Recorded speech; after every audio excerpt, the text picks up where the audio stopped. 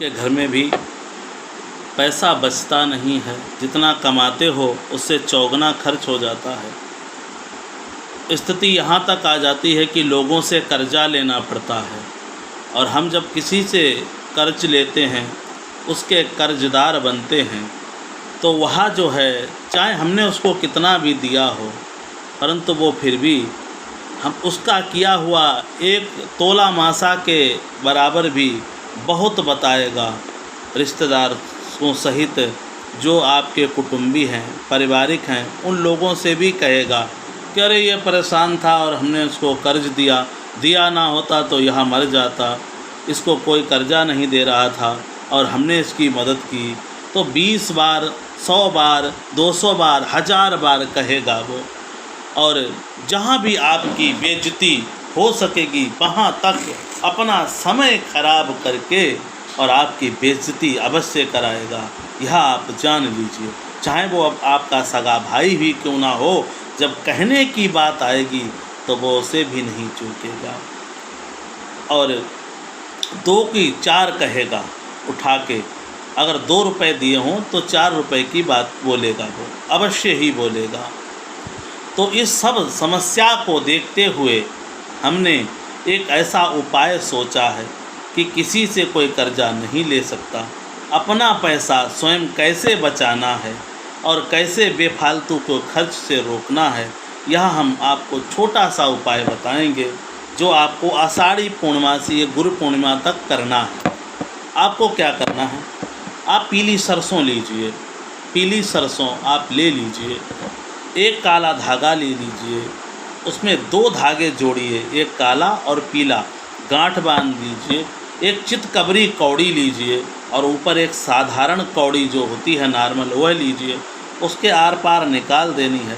अपने बराबर वह कौड़ी नाप लेना है, पूरे तन से अंगूठे से लेकर सर तक नापना है। एक कौड़ी नीचे होनी चाहिए, एक ऊपर, उसको धागे में पिरो लीजिए अच्छी प्रकार से, और आपको उसको नाप लेना है।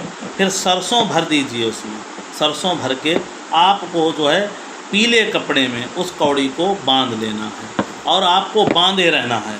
मैं तो कहूँगा कल से ही आप बांध लीजिए, और आपका जो है, यदि आप बिजनेस कर रहे हैं तो उसमें सफलता मिलना शुरू हो जाएगी, नया कोई कार्य कर रहे हैं तो उसमें सफलता मिलना शुरू हो जाएगी, कोई ग्रह सता रहा है तो वह आपको सताना बंद कर देगा, कहीं आपका पैसा डूबा हुआ है तो वो मिलना शुरू हो जाएगा। आप यह उपाय अवश्य कीजिए। किसी को आपने पैसा दे रखा है, बिजनेस में फंसा है, कहीं किसी भी प्रकार आपका पैसा मर नहीं सकता, वो पक्का 101% आपका घर ढूंढते हुए आकर आपको देख के जाएगा।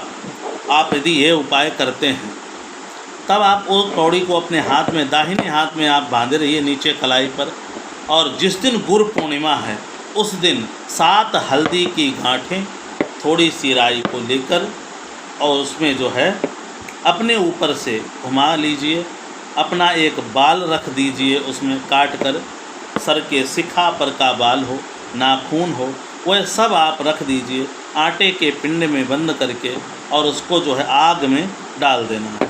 आग में या फिर चलते हुए जल में, जहाँ धारा प्रवाहित होती है उस जल में आपको डाल देना है। पर यह ध्यान रहे कि धारा इतनी तेज़ होनी चाहिए कि 100 मीटर तक वह धागा रुकना नहीं चाहिए, कम से कम 100 मीटर आप जहाँ भी डालें 100 मीटर तक वह बहता ही जाए। तो इससे क्या होगा, आपकी समस्या जो है वह आपसे 100 मीटर दूर रहेगी। एक महत्वपूर्ण उपाय है। आपको पैसा ना बचता हो तो भी यह उपाय कीजिए।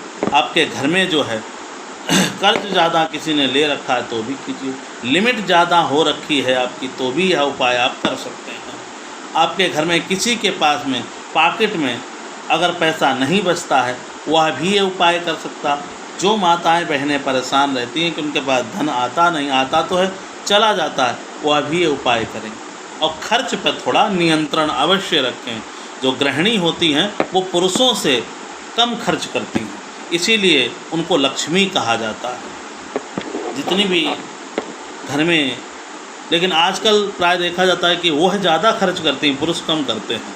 तो ऐसा आप ना कीजिए। जितना हो सके उतना पैसा बचाने में अपने पति, भाई, पिता की मदद कीजिए ताकि वह कर्जदार न हो सके। कर्ज से दबा हुआ व्यक्ति हर समय निर्धनता को ही चीखता रहता है।